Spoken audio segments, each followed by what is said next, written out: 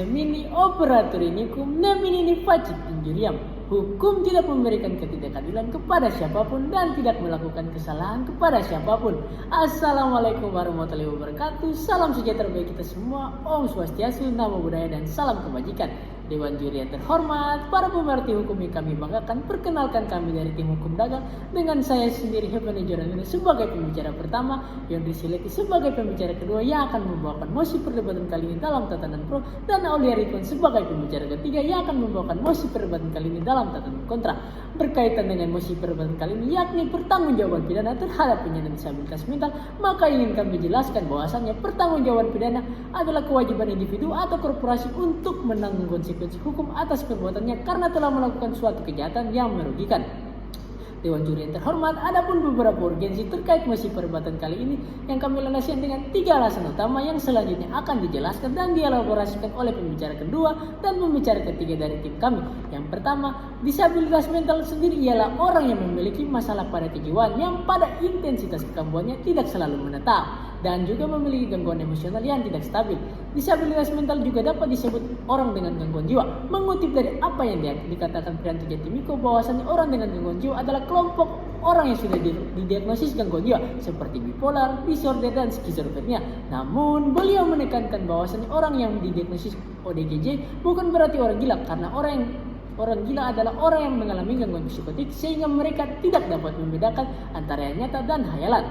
Ahli bidang psikologi Kartini Kartono dalam bukunya yang berjudul Psikologi Abnormal pada halaman 190 ia menuliskan bahwasanya penyandang disabilitas mental terbagi menjadi 3 kategori dari tingkatan berat sampai sedang, yaitu yang pertama idiot, yang kedua imbecil, dan yang ketiga debil. Yang kedua, diperlukan suatu konsepsi keadilan dengan regulasi yang jelas mengenai bagaimana seseorang penyandang disabilitas mental mempertanggungjawabkan tindak pidananya ada dalam setiap sistem hukum modern di Indonesia.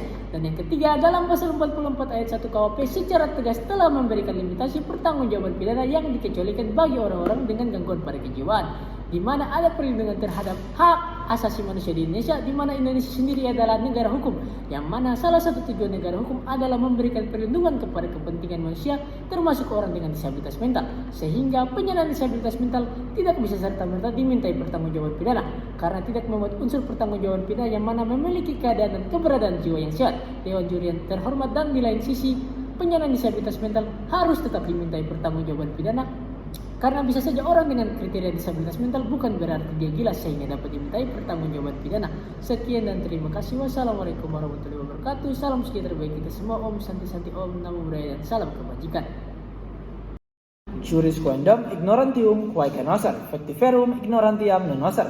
Pengabaian terhadap hukum akan merugikan semua orang, namun pengabaian terhadap fakta sesungguhnya tidak. Assalamualaikum warahmatullahi wabarakatuh. Salam sejahtera untuk kita semua. Om Swastiastu, Namo Buddhaya, dan salam kebajikan. Dewan juri yang terhormat, rekan-rekan para pemerhati hukum dan konstitusi sekalian, perkenalkan saya sebagai pembicara kedua yang akan mengelaborasikan argumentasi keberpihakan kami terhadap mosi perdebatan kita pada kali ini.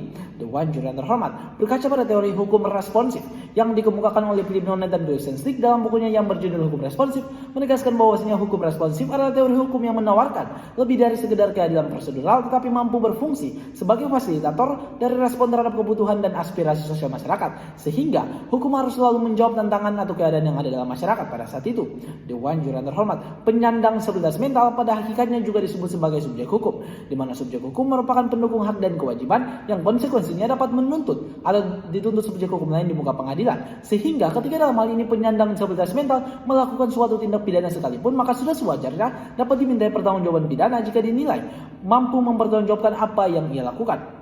Dewan juri terhormat, berkaca pada hal tersebutlah tentunya dibutuhkan sebuah konsepsi regulasi hukum yang pasti yang kemudian dimuat dalam ketentuan peraturan perundang-undangan yang ada dengan memperhatikan berbagai pertimbangan aspek, mulai dari aspek keadilan hingga aspek penegakan hak asasi manusia terhadap korban akibat tindak pidana yang dilakukan oleh orang dengan gangguan mental, karena sejatinya setiap orang sama di hadapan hukum sebagai amanat Pasal 1 ayat 3 Undang-Undang Dasar Negara Republik Indonesia tahun 1945. Dewan juri terhormat, tentunya keberpihakan kami bukanlah keberpihakan semata yang kemudian kami landasi oleh 2 poin argumentasi utama. Yakni yang pertama, Dewan juri terhormat, belum adanya ketentuan hukum yang pasti dan komprehensif mengatur mengenai pengecualian serta pembatasan pertanggungjawaban pidana oleh penyandang disabilitas mental. Yang mana pun kami mengamini Dewan juri terhormat, telah dimuat pada hukum positif yang ada, yakni pasal 44 ayat 1 Kitab Undang-Undang Hukum Pidana yang telah memberikan pengecualian pertanggungjawaban pidana bagi orang-orang yang memiliki gangguan kecacatan jiwa karena dinilai tidak mampu mempertanggungjawabkan apa yang dilakukan. Sehingga jika kita tafsirkan pasal tersebut secara negatif, Dewan Juri yang terhormat, maka orang-orang yang mempertanggungjawabkan pidana adalah orang-orang yang mampu mempertanggungjawabkan apa yang dilakukan dan memenuhi unsur asas kesalahan yang ada. Yang mana Dewan Juri yang terhormat mengutip dari apa yang disampaikan oleh psikolog Dr. Priyatiko, yang mana beliau menyatakan bahwa penyandang disabilitas mental sesungguhnya berbeda dengan orang gila, yang mana orang gila merupakan orang-orang yang pada dasarnya berada pada dunia khayal dan tidak mengetahui apa yang mereka lakukan. Sementara penyandang disabilitas mental merupakan orang normal tetapi dalam kurun waktu tertentu memiliki gangguan emosi yang tidak stabil. Sehingga bertolak pada hal tersebut, Dewan Juri terhormat menjadi batu pijakan bagi kami untuk meyakini bahwa penyandang disabilitas mental mengetahui apa yang ia lakukan dan sudah sewajarnya dipindai pertanggungjawaban pidana karena telah memenuhi unsur asas kesalahan yang ada. Dewan Juri terhormat, argumentasi kedua mengapa kami mendukung mosi peradilan pada kali ini, yakni pertanggungjawaban pidana terhadap penyandang disabilitas mental sesungguhnya sejalan dengan konsepsi penegakan hak asasi manusia yang ada. Yang mana Dewan Juri terhormat, kita ketahui bahwa negara kita merupakan negara yang sangat menjunjung tinggi hak asasi manusia, dan untuk menjunjung tinggi hak asasi manusia tersebut, kemudian ketentuan mengenai hak asasi manusia dimuat dalam konstitusi tertinggi yakni UUD 1945 dari pasal 28A hingga pasal 28C. Dan pun juga dimuat secara khusus dalam Undang-Undang Nomor 39 Tahun 1999 tentang hak asasi manusia. Dewan Juri yang terhormat, tentunya untuk penegakan hak asasi manusia seseorang, kita harus menghormati hak asasi manusia orang lain pula. Yang mana hal ini sejalan dengan apa yang disampaikan oleh Ibu Maria Farida selaku Guru Besar Universitas Indonesia, yang mana beliau menyatakan bahwa ketika kita ingin memberikan hak asasi manusia pada orang lain, maka kita tidak boleh melanggar hak asasi manusia pada orang lain pula. Sehingga dalam hal ini Dewan Juri yang terhormat sudah sewajarnya pertanggungjawaban pidana haruslah dilakukan juga oleh penyandang disabilitas mental, karena penyandang disabilitas mental ketika melakukan suatu tindak pidana juga telah melanggar hak asasi manusia orang lain. Pun kami mengamini Dewan Juri yang terhormat penyandang disabilitas mental haruslah mendapat perlindungan hukum. Tetapi dalam hal ini Dewan Juri yang terhormat, ketika kita memperlakukan pertanggungjawaban pidana sama sekali tidak akan melanggar hak asasi manusia daripada penyandang disabilitas mental. Dewan Juri yang terhormat, argumentasi ketiga mengapa kami mendukung mosi peradilan kita pada kali ini, yakni berkaca pada realitas sesungguhnya pertanggungjawaban pidana bagi penyandang disabilitas mental telah dilakukan pada masa dewasa ini, yang mana Dewan Juri yang terhormat berkaca pada kasus di Surakarta, yakni berdasarkan putusan Pengadilan Surakarta nomor 50/Pisus/2013/PN yang memutus penyandang disabilitas mental dibebaskan dari tindak pidana pencabulan. Atas dasar itulah Dewan Juri yang terhormat, kami menyatakan bahwasanya kami sangat mendukung mosi peradilan kita pada kali ini. Sekian dan terima kasih. Interpretatio cesat in claris, interpretatio es profesio. Jika teks atau redaksi undang-undang telah jelas, maka tidak diperkenankan lagi menafsirkannya. Sebab penafsiran terhadap kata-kata yang jelas berarti penghancuran. Assalamualaikum warahmatullahi wabarakatuh. Salam sejahtera bagi kita semua. Shalom, Om Swastiastu, Namo Buddhaya, dan salam kebajikan. Dewan Juri yang terhormat serta para rekan pemerhati hukum dan konstitusi sekalian, perkenalkan saya Aulia Ridwan sebagai pembicara ketiga dari tim debat hukum dagang, dan pada kesempatan kali ini saya akan mendudukkan argumentasi ketidakberpihakan kami terhadap musik pada kali ini. Dewan Juri yang terhormat mengutip dari apa yang ditulis Glenville William dalam bukunya yang berjudul Criminal Law, tepatnya pada halaman 22. Ia menuliskan bahwasanya melakukan suatu tindak pidana tidak selalu berarti pembuatnya bersalah atas hal itu. Agar dapat mempertanggungjawabkannya dalam hukum pidana diperlukan adanya syarat-syarat untuk dapat mengenakan pidana terhadapnya karena melakukan tindak pidana tersebut. Oleh karena itulah Dewan Juri yang terhormat, berdasarkan apa yang ditulis Glenville William, kami meyakini bahwasanya penyandang disabilitas mental tidak dapat dimintai pertanggungjawaban pidana yang ada karena mereka tidak memenuhi syarat-syarat pemindanaan. Pun demikian, kami memiliki dua landasan argumentasi yang nantinya akan memperkuat ketidakberpihakan kami terhadap mosi pada perdebatan kali ini. Yang pertama ialah merupakan amanat konstitusi yang ada. Jika kita berlandaskan pada bunyi pasal 44 ayat 1 KUHP bahwasanya telah jelas bahwa orang dengan jiwanya cacat dalam pertumbuhan atau terganggu karena penyakit tidak dipidana karena mereka tidak memenuhi unsur-unsur pertanggungjawaban pidana. Kanker dan Sintuari dalam bukunya yang berjudul Asas-Asas Hukum Pidana di Indonesia dan penerapannya pada halaman 249, mereka menjelaskan bahwa unsur-unsur pertanggungjawaban pidana ialah harus memiliki keadaan, keberadaan, dan kemampuan jiwa yang sehat. Mereka harus dapat mengetahui setiap perbuatan yang mereka buat. Maka dalam hal ini Dewan Juri yang terpelajar, para penyandang disabilitas mental tidaklah mampu untuk serta-merta dimintai pertanggungjawaban pidana.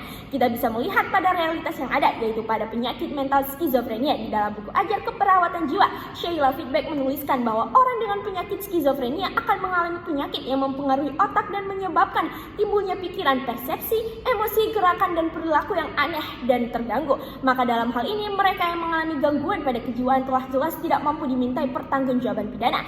Dan kemudian Dewan Juri yang terhormat, pada tanggal 13 Desember tahun 2006, Majelis Umum Perserikatan Bangsa-Bangsa telah mengeluarkan resolusi nomor A/61/106 mengenai hak-hak penyandang disabilitas, dan pemerintah Indonesia telah menandatangani pada tanggal 30 Maret tahun 2007 bertepat di New York. Maka dalam hal ini Indonesia telah menunjukkan kesungguhan untuk menghormati, melindungi, memenuhi, dan memajukan hak-hak penyandang disabilitas, dan telah diratifikasi Indonesia ke dalam Undang-Undang Nomor 19 Tahun 2011 dan kemudian di dalam Undang-Undang Nomor 8 Tahun 2016 tentang penyandang disabilitas. Dalam pasal 5, penyandang disabilitas memiliki hak untuk mendapatkan keadilan dan perlindungan hukum. Maka dalam hal ini mereka memiliki hak untuk mendapatkan penghormatan atas integritas mental dan fisiknya berdasarkan kesamaan dengan orang lain. Dan poin kedua, argumentasi kami ialah jika kita berkaca pada fakta empiris yang ada bahwa telah diterapkan pembebasan hukum terhadap orang-orang dengan gangguan mental ketika melakukan suatu kejahatan pidana, di mana jika kita mengacu pada putusan sidang Mahkamah Militer dengan putusan Mahkamah Agung nomor 33K/Mil/1987 pada tanggal 27 Februari 1988 yang mengadili seorang terdakwa Sersan Mayor Polisi pada Polda Nursa yang melakukan penembakan terhadap 3 orang hingga meninggal dunia. Berdasarkan keterangan saksi ahli, dokter jiwa yang diuraikan dalam persidangan, ternyata terdakwa mengalami stres berat sehingga mengalami gangguan psikosis. Oleh karena itulah ia tidak memiliki unsur kesalahan sehingga pada pasal 44 KUHP dapat diterapkan bahwa dalam kasus ini dengan terdakwa tidak terbukti dengan sah dan meyakinkan sehingga dilepas dari segala tuntutan hukum. Oleh karena itulah Dewan Juri yang terhormat, jika kita berkaca pada hal tersebut, maka dalam hal ini Indonesia telah mengimplementasikan amanat konstitusi yang ada dengan memberikan keadilan, perlindungan hukum bagi para penyandang disabilitas dengan memenuhi, menghormati, dan melindungi hak mereka. Maka dengan demikian Dewan Juri yang terhormat, hal inilah yang meyakinkan kami untuk tetap berdiri dengan tegas, lugas, dan mantap bahwa kami menyatakan ketidakberpihakan kami terhadap mosi pada kali ini. Pun demikian kami memiliki solusi berupa mekanisme terhadap mosi pada perdebatan kali ini. Di Indonesia sendiri telah ada 3 rancangan undang-undang penyandang disabilitas. Akan tetapi perlunya untuk dikaji kembali dengan mulai memberikan kriteria-kriteria yang jelas mengenai orang-orang penyandang disabilitas. Sekian dari saya sebagai pembicara ketiga. Terima kasih. Berdebat bersama kawan, bertemu Dewan Juri yang rupawan. Telah tibalah kita ke dalam babak kesimpulan. Dewan Juri yang terhormat, seperti yang sudah dijelaskan oleh pembicara kedua dan pembicara ketiga dari tim kami, bahwasannya pertanggungjawaban pidana penyandang disabilitas mental sebagaimana tertuang dalam pasal 44 ayat 1 KUH pidana yang secara tegas telah memberikan limitasi pertanggungjawaban pidana yang dikecualikan bagi orang-orang dengan gangguan pada kejiwaan. Akan tetapi Dewan Juri yang terpelajar KUH pidana tidak merumuskan secara tegas tentang kemampuan bertanggung jawab, yang mana pada pasal 44 ayat 1 KUH pidana justru merumuskan tentang keadaan mengenai bila mana seseorang tidak mampu bertanggung jawab agar tidak dipidana. Artinya merumuskan perihal kebalikan secara negatif dari kemampuan bertanggung jawab. Kecacatan dalam jiwa seseorang memiliki tingkatan yang berbeda satu dengan yang lainnya. Hal inilah yang menimbulkan polemik di tengah masyarakat, di mana di satu sisi ada kontra di masyarakat yang tidak setuju dengan mosi perdebatan kali ini dengan alasan bahwa ada perlindungan terhadap hak asasi manusia di Indonesia, di mana sebagai negara hukum salah satu tujuan negara hukum adalah memberikan perlindungan kepada kepentingan manusia, termasuk orang dengan disabilitas mental, sehingga penyandang disabilitas mental tidak bisa serta-merta dimintai pertanggungjawaban pidana karena tidak memuat unsur pertanggungjawaban pidana yang mana memiliki keadaan dan keberadaan jiwa yang sehat. Dan pada pasal 44 ayat 1 KUHP pidana pun telah dikatakan bahwa orang dengan jiwa yang cacat tidak bisa serta-merta dimintai pertanggungjawaban pidana.